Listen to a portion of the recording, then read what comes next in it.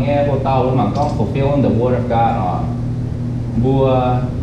quân tổ chẳng khi ông bùa phải bùa bền tổ phải chẳng khi bùa fulfill the word of God bùa mày kinh số year Matthew chapter 5 verse 17 to 20 mai thai số tập sang tập chế yểm lo như xây yểm nên bùa con mấy tuần hám như tai quảng mô xây như lệ lại sau chim phung nghe tàu hòa miền dạo như hòa giờ mấy xây tai quảng giờ tai quỷ phun nhiệt xuống xuất tai xiên giờ con xiên bùa mày bùa mai lung sao đau sọ yếm chế như xem phổ lê lật nhê dịch giờ quét giảm chúng máy phải đó liệm phải chiếu quá tiêu lệ anh giáo miền phải háng nghe tạm quá tao yếm chim phu nghe của sụ rồi cao phải chia bà hai tao muốn dành lệ anh giáo miền phải háng nghe sầu quá tao yếm chim phu nghe của tút sầu hồ giờ sửa búa mày búa ói dù can chim phu cao lông giáo lê lật nghe phình sang sao phải là xí miền mấy xe á mày búa xuống nói tú địa chim phu nghe của nhỏ lên chơi chim phu thì hỏi bố mày kinh sâu bố mày kinh sâu búa quần nó xéo chim phu nín tai nín mất xe sâu hoài mô xe như lây lại nín mất xe ta sâu hoài mất bà nín tai phun sinh con sẽ diên nhé nín bên tố địa đã bằng kênh về thầm miệng về một chơi ý tại họ.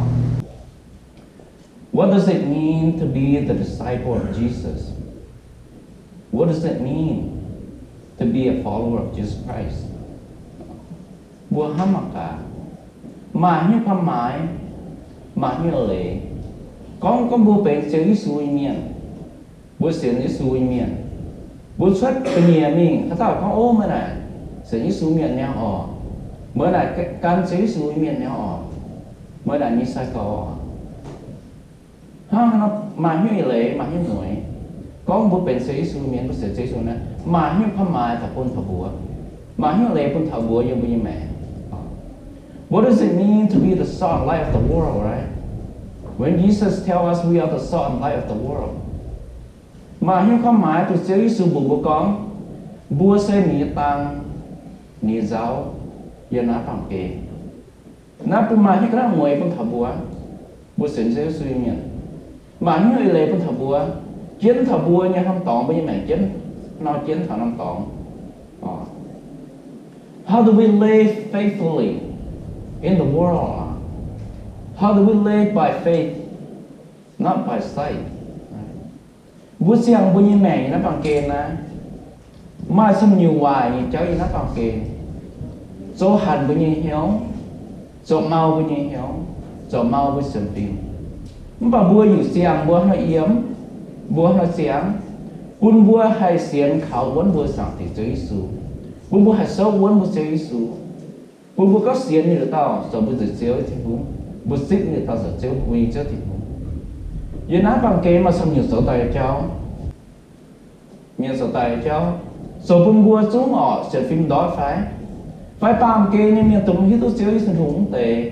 nung bùa xiang nung bùa như mẹ số bông bùa hay màu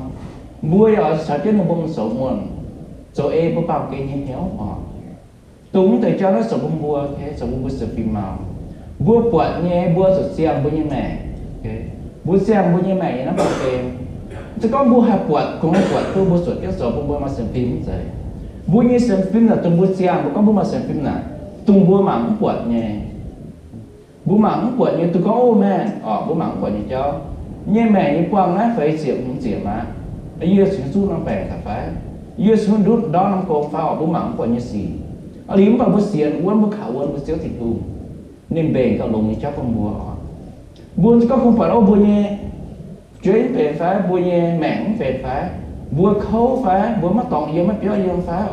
bùa xin nhang khấu phá bùa mảng quật như cháu bùa tỏ lại cháu tại yêu mình mẹ yêu mình héo nè tất cả bùa sáng tim màu rồi bùa bóng khẩu bùa sáng thì sẽ tim họ How do we live righteously exceeding the world? Okay. Bố xem bố như mẹ nè, righteously nó xem lộn bố như mẹ, bố xem bố như số lộn như cháu như bố như mẹ nè. Okay. Câu lộn chuyện nó bằng kê như miệng. Okay. How do we chơi thì vùng bố con. Nên bố nên giáo thảo nên tới sao có bố giáo thảo tung sao đến tới miệng nè. Nên bố yên bố như mẹ, cái nó bố số như xì, rút số tới các lộn, các giáo chưa giáo cứ sang như miệng. Okay. Ở đây bố ham thảo mà có. How do we live righteously in the world? Okay, sao bữa sao hồ? Bữa nhé bằng kê nè, tung xiên nhé, yếm xiên nhé. Tung bữa xiên chơi với suy miền nè, bữa nhé mẹ, bữa nó yếm, nó xiên bữa nhé mẹ.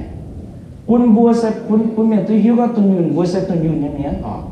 bữa cái lồng hay miền phải cái xiên xéo xíu miền phải. Bữa xiên bữa nhé mẹ, bữa chúng ham thảo nông tao mà, không phải bữa ham thảo, bữa mảng thảo, okay. Mình ham thảo bữa thứ hai chuyện nhé. Miền không mày là sẽ như, nó tên miền nó sẽ như suy miền này, nếu buông bôi em già, nếu buông hấp tiêu, nếu buông miền lông miền nếu sẽ phá giang, paint giang nó bị chụp buông bôi miền, okay, bùa sao rồi giang bôi mẹ exceeding là bùa, với sự bùa giang thấy cái lông là bùa, bùa giang là hám phạm kê như miền với sự thiếu như suy là bùa con, mất tung hám như tai quảng một số như là sau thiên hung cái tàu vàng như dạo như vàng thế, chơi xuân bùa bùa, giờ mới xây tai quảng, giờ tai quẩy cũng nhiệt chúng suốt tai xiên thế, chơi xuân bùa. Don't think that I came to destroy the law or the prophet. I didn't came to destroy but to fulfill. Jesus came to fulfill the word. Okay, Jesus didn't came to destroy it. Chơi xuân niệm tai, okay, niệm tai cũng xiên nhé, niệm nhiều có như xiên nhé. Nếuจะcó niệm tai niệm走歪了sẽ hao nó, niệm tai sẽ xiên sẽ hao nó. Nếu chính phủ niệm sáng tiệt, chính phủ niệm tiệt tao niệm phái niệm gì, niệm bên tổ gì nó bằng kê về tập bản niệm. Hắn có niệm tai rồi, niệm feel the word rồi, feel tổ này, niệm xem bên tổ cũng xiên như này, niệm minh, thay miên sọt bè, niệm miên quảng miên như suy, niệm minh khâu liên miên. Nín tới dìa tại con ô men số quả lê lạnh đấy nín tới dìa tại nồng nín mai như sông mình phải nồng nín mai như cha phải số quê như cần tu lộn phải nín tới sao dìa đó là con ô men mình nó chụp bằng nó suy bố hải mới số tài mới suy bám suy hải mới ta mới hoài miền nín tới dìa tại tình như suy nín dìa tại nín to chinh hùng như hám chinh hùng khó liền dìa tại dìa tại quân miền nín là dìa tại số tổ miền có tổ miền mảng phía miền nín dìa tại nín khâu liên miền nín dìa tại nín hám miền nín dìa tại quân miền như hiếu mà làm khảo nếu muốn như mẹ mà làm khảo mà làm hám như nếu muốn như mẹ. Jesus came to fulfill the word of his Father, not of the world. Nín tới dìa nó tại nín dìa nó tại nín tới nồng nín mẹ cái nó bằng kê hạt như cháu sầu nín sẽ nó bằng kê muôn như cháu sầu nín sẽ nó bằng kê sầu chẳng dâm như mẹ mình bạn này hiếu tới con thì hùng ní rằng thì tiếp tình hùng ní tia tao phá nên dịa tài nín nó sổ nó sầu nó xiên dơ ní mẹ quân tổ tôi xuất dơ ní mẹ Jesus came to live righteously is seeing the world bố mạng gắn giấy buổi xíu thì cùng nên dìa nó bằng kê nín sao hát ta miền tòa tệ phải nịp win phải mai miền số tổ ni khâu liên này mai miền tái ni bún miền tút xiang này nín dày bún ná bằng kê nhà hám thôn hám giải này nên số chỉ làm thế nín bùa nín già bùa sẽ có mình bùa như mình quán tổ ta hề một phải ta nhìn bùa cái này phải ta số tổ bùa phải ta bỏ bùa phải nín có hiểu bùa ta bỏ bùa mình dùng exercise mình hồ mình join gym mình join từng bỏ trả như hòn bùa pam xin hến tại bùa xin hến tại mà cha tại mình sao nó bỏ trả cả hết những bùa nín già bùa không nói nín cũng già bùa ta mang bốn phá mùi ta bảy bùa rồi khi nó bùa nó bảy ta mang phá mùi bùa rồi thế nhưng ta cào với số nhú với sự bua sự khơi liên được bua với sự nó bua nhẹ mẹ đúng chứ tôi thiên thùng với sự bua khơi liên này bua linh quân tao hỏi mà làm khảo mà làm hám bua tao to xíu thiên thùng nhà hám thằng bua each one of us is to be fulfilling the word of Jesus and not to destroy it how xíu thiên thùng à xíu thiên thùng này tai gì đó bằng kềm tổ về tập phạm miền ni pun tổ sang niệm ni mẹ ni pun sinh pun miền tây hi con xíu thiên thùng the father tao võ cho tia tao xíu thiên thùng tu sẽ lung sẽ đau tao ni cả na sẽ xiên nhé tu khơi liên nhé xiên nhé tao tu hám hải miền tao xíu thiên thùng gì đó xiên nhé mai nhé khẩu tu nhé vui là phải hám nghe bao nhiêu mẹ bố tu xít thiên thùng tệ bố tu xiên thiên thùng tệ bố tu lèn đa mình có bao nhiêu việc con ô xíu thiên thùng chơi isu này rồi bố chỉ chơi isu này nhìn tu bề mình xíu nhìn cái tu tài như dòng cha vậy bùa nhìn cái tu nhâm thịt tong gì nó bằng cái ta bề ta phải chơi số xây giống mà số cái nhỏ mà làm cái nhỏ quê chung quá buôn buôn như mẹ buôn như linh quân mà làm khảo mà làm thắm buôn như linh quân nó sụt tài và tôi bị lưỡi như mẹ thì có một sự việc xíu nó sẽ xiên nhẹ vua sẽ phun nhẹ tổ sẽ tình huống như quả nên gì nó bằng kèn xiang cái yếm vua sẽ bên nhẹ tổ hao như bên tình huống nhẹ rằng thì sẽ tình huống tao như tổ như mình là vua là phải hám nhẹ bên xíu tình huống nhẹ quả sẽ như yếm vua we are a living Bible okay the world read us every day the world interpret us every day vua sẽ phải hám nghe về cuốn kinh sâu vua muốn ปิดbút về cuốn kinh sâu là vua có muốn phơi tôi ở con thâu về cuốn kinh sâu này vua cho nó hám ở vua cho muốn phơi tôi là nó phơi tôi ở the Bible is holy xin danh hay nhé chứa tình huống như vậy muốn bảo vua nó về cuốn kinh sâu vì dù nó pam kên pam miên hỏi tụ trong vua hỏi coi trong cuốn kinh sâu tùng bùa này nếu bùa phó mình là mảng trong bùa mà cả bùa cuốn kinh sâu phía mai như nắm cuốn kinh sâu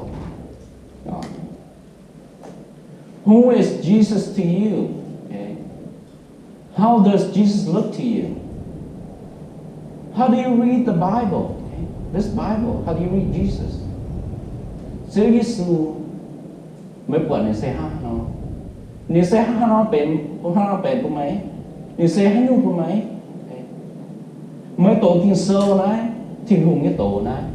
mày hát nó tổ xíu thiên hùng như mẹ mày hát nó tổ xíu thiên hùng mày hoi mà coi mày như mẹ hoi mà coi xem phim này mày mặn Chúa Giêsu này what does it mean Chúa Giêsu của mày hát nó how you see Jesus and how Jesus meant to you, the world are reading your Bible. Mới quật Chúa Giêsu ha nó. Chúa Giêsu pun mai pha mãi của mấy. Chúa Giêsu bền nó miên của mấy. Chúa Giêsu bền ta tam miên không phải. Chúa Giêsu cái mai pha mãi. Xiên như phải trả. Nó pam cái miên, pam miên. Nó lùng đĩa. Vui làng số mũi chỉ băng tỏi. Xiên nhé. Nếu mặn của mày nó tổ như mày. Và cuốn như sâu bố bởi yên vô hạn sâu thì ít sao thì phải yên được bố con tổ bên tao ba miền yên mua bờ đồ nhìn mai em chào xiên lệ quáng dậy như bố tú quạt nhìn như rằng là sơ quay xuống nhìn sâu sảm tía nghe độc tòn tú tài như rằng là Jesus is the word of God in flesh. We are the word of Jesus in flesh. Xíu tình hùng xây tình hùng như tổ về ba miền mai mẹ chém chén mà ý chia bờ sào mà chém xí mà chém non mà dám hay điều gì nhé vui à xíu chữ su như tổ mà bờ sào nhé mà dám nhé mà xí mà non nhé ở số tháo nó bằng cái như chia ta mai mẹ chém chén sao mà mẹ chém chén họ vua như mẹ vua ta như mẹ vua chẳng thảo vua ẩm thắng thảo vua ẩm mặn thảo con bua như mẹ nó bua đại bua kinh chiến này buôn thọ này bàm kê miền buôn thọ này bàm miền nên bua hoi mặn trên bua mi cứ nấu mặn bua là nên bua em bua có nấu mặn bua là không nấu mặn trên bua như áo mặn trên bua như gối mặn trên bua như hoang tòi mặn trên bua như chuối mặn trên bua như chụp băng mặn trên bua mặn trên bua mặn cả bua xe ha nó nấu tổ trên bua nó có một quả chữ Giêsu là cũng xiên chữ Giêsu là mắt hoa mái tập quân của bua như mẹ bua như xem phim có một cái bua xem phim Hà Lỗ mình cho nó Sunday mình chơi nó Sunday school à bà bua như mẹ nếu bua tổ bua như quân cái sầu nếu bua tổ bua như mẹ interpret bua như life có một cái bua như mẹ sầu căn nhiều nếu bua một quả chữ thì cùng thế nếu bua một xiên mắt hoa mái con bua sự con bua yếm béo bua mình sợ cô bố quang bố mua tỏi bố quang bố dẻo tỏi bố sầu như cháu giờ bố nó bấm bị héo nếu bố tắm bị héo à đúng hát quả thì hùng à cũng xiên đó họ không bao bố quạt bố kho bố mảng xéo thì hùng xéo ít số này nhìn tôi sầu bố xéo nhẹ nhìn cái khâu liên bố nhẹ nhìn bố có bố sự khâu liên miền hắn nhìn khâu liên là nhìn bố có bố sự ham miền hắn nhìn bố ham để ham buồn là nên bố có cũng miền mảng phía bố phái tổ bố phái bố em tôi mảng phía miền bố nó tổ miền bố sầu như cháu bố chẳng như cháu bố bị cuốn kinh sầu lống hay kinh sầu buôn thảo bố hoang tỏi và buôn thảo bố mua tỏi qua buôn thảo bố chụp bằng qua buôn thảo bố làm trong buôn thảo bố bằng kênh này qua bố kênh bề nó bị cuốn kinh sầu này xéo hay kinh sầu hay buôn nó bùa như mẹ nó làm khẩu nó làm hám có thiên hùng nắm chiên sẽ Giêsu nắm chiên xây dựng bữa cẩn quân những sâu xuân à dương muốn những sâu bữa tổ bữa xít thiên hùng nãy bữa lồng ta xem với như mẹ này hay thỉnh tôi là bữa phải hay buôn nó bên liên quân nó làm khảo phải hay buôn nó bên liên quân nó làm khảo nãy bữa bị quân những sâu bên siêu Giêsu như tổ bên ní giang bên ní giáo bên ní nó bảo kền bố miền tôi hiu thì phẩm tôi hiu lấy yếm bùa phẩm bố số như xì sợ như cháu mỏ nhào miền tắm hiu giữa thiên thùng miền tắm ngỏ thiên thùng như tổ miền tắm của phí thảo hám thảo lỗ hải thiên to hám thầm thầy cháu yếm bùa bùa bùa hoàng tỏi tôi lỗ bùa phi kế tôi lỗ bùa chụp băng hay tôi lỗ bùa xiang bùa nó kinh sâu nè bún nó bún tức quả trên cùng như vậy, nó bún khói nó bún mảng bùa, ả là bún xiang nó xong ả là người nó bằng cây như cháu, bèn bùa hẳn như cháu, bún bùa ả tức xiang quỳ trên cùng như ế, quỳ trên cùng, nó bảo bún choai tôi sổ cho mình, nó tụi bún bùa như mẹ bún sổ như cháu, bún miền trái bịa thảo, bún nhẹ phải tòng phải, bún miền trái bịa thảo bún như mẹ phải, bún nó bùa hay đón không trên cùng, bún nó bùa hay nó làm khẩu yên trên cùng. Với sự bút số như lệ, với sự bút số như phim phim, với sự bút số như cháu, với sự mua nó sẽ bền, thiên hùng như tội nó bằng kề, buôn tu miền tới hiếu thiên hùng như hắn, vì dầm bùa sẽ tiến hay nó kinh sâu, bùa hắm thảo, hắn bảo hắn phải thảo bùa như hoàng tỏi, bùa chuế này, bùa có bùa chuế này nếu hắn cũng thảo bùa, mảng thảo bùa hắn bảo có bùa như hoàng giang trả phải, bùa số như cháu phải nếu muốn bùa là bà đỡ mặn cái nhẹ nếu mặn cái nhẹ nếu mặn cái nhẹ có bữa sợi cho lắm quỳ bùa có bữa sợi như sư miền bà bữa sợi cho lắm quỳ mà hắn sợi sư miền nếu mò mình sợi lại bài nếu miếu tôi tỏ này chéo nếu miếu tôi nếu mò mình nó yếu bữa như mẹ mình tìm chiến cùng bùa bữa như mẹ nè bữa hắn thảo bữa như mẹ có là hạt chiến mà và bố như mẹ là cái hai cuốn tiền sâu này bố miền tôi tổ tôi pha tôi phán mà ngọ tôi coi mà they interpret us okay they read us okay what is Jesus meant to you they will see that you don't have to say by your action by the way you talk by your personality They will see that. They will read that. Okay? You cannot hide it. It's natural như vậy. Vua Chúa Thiên Thù, vua xiên nhìn phán xiên, vua sken xiên nhìn phán xiên, vua sken hoàng nên hòa phán hoàng nên hòa. Miền kho miền mảng của như mẹ sụp quật nè, vua hại tiếng vua yang phát sầu. Miền mảng tất quật vua sợ như vậy miền tất quật họ, lại Chúa Thiên Thù họ, vua chẳng ra hắc Chúa Thiên Thù, nên gì ở tại, nênเป็นโตคุณเซียนเนี่ยเจ้าถิ่นทุ่งห้ามบัวปางเมียนเจ้าถิ่นทุ่งห้ามบัวบัวอยากไปห้ามไงบัวจะเป็นเจ้าอิสูเนี่ยโตไปพ้นยังโซเซียนเนี่ยปุ่นเมียนตะคิวกองเจ้าอิสูเนี่ยเซียนเนี่ยเจ้าอิสูสเก่งห้ามบัวเนี่ยบัวสเก่งเซียนเจ้าอิสูเนี่ยปุ่นเมียนตะป่วยบัวเนี่ยแมงปุ่นเมียนหมั่งปุ่นบัวยี่หมั่งบัวเมียนสิคิวตัวเจ้าถิ่นทุ่งเนี่ยห้ามทาโลปุ่นบัวในบัวอยากสิเจ้าถิ่นเป็นอย่างเงี้ยจะเจ้าอยู่